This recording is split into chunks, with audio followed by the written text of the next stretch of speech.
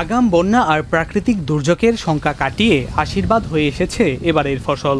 হাওর থেকে সমতল সব জায়গায় কৃষকের পরিশ্রমে বোরো ধানের বাম্পার ফলন হয়েছে। জেলার মদন মোহনগঞ্জ খালিয়াজুড়ি সহ হাওরে আগেভাগেই ফসল ঘরে তুলেছেন কৃষকরা। বৃধান ৮৮, ২৯ এবং হাইব্রিড জাতের ধান চাষে রোগবালাই কম হওয়ায় গড়ে ১০% জমি থেকে মিলেছে ৮ থেকে ১০ মণ ধান, যা অনেকে মাঠ থেকেই কেটে বিক্রি করেছেন পাইকারদের কাছে। এই বছরে ৮৮, ৮৯, ২৯ এই ধান খুব ভালো ফলন হয়েছে।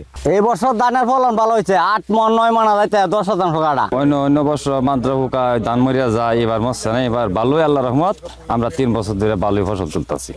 নির্ধারিত সময়ের মধ্যেই কম্বাইন হারভেস্টার মেশিন সহ শ্রমিকরা ধান সংগ্রহ করায় চলতি মৌসুমে হাওরে প্রায় ৪১,০০০ হেক্টর জমিতে বোরো ধানের আবাদ হয়েছে, যার বাজার মূল্য ১,০০০ কোটি টাকার বেশি।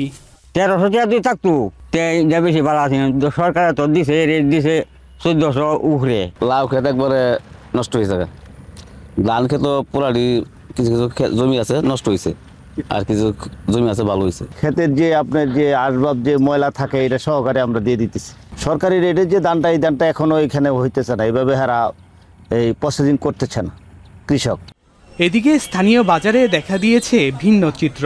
ধানের অন্যতম বড় পাইকারি বাজার দুর্গাপুর সহ প্রতি বাজারে মোটা ধানের চাহিদা রয়েছে। সরকারি গোদামগুলোতে ধানের চাহিদা থাকায় বেশিরভাগ ব্যবসায়ী এখন কিনছেন মোটা ধান। তবে পর্যাপ্ত সরবরাহ থাকলেও চিকন ধানের বাজার একেবারে নিম্নমুখী। হ্যাঁ, আমি সন্তুষ্ট, বেশি আমি সন্তুষ্ট, নাহলে কামলার চেয়ে দাম কিনতে। চিকন করছিলাম লাভের লাগে, তো মোটা করলেই ভালো হইতো, দাম বেশি হইতাম, চিকন করে তো লস হইল। আমরা যে ধান পাইছি খরচে, আর ধানে এমন খরচ বরঞ্চ আরো বেশি গেছে। কাটা নিয়ে গেছে ৭০০ টাকা, ৮০০ টাকা কাটা। ৫০০ টাকা সিকিউরিটি ভাড়া দিতে হয়, কামড়া খরচ ৮০০ টাকা দিতে হয়। কেমন গৃহস্থী করে বসে ধানের দাম তো বাড়ে না।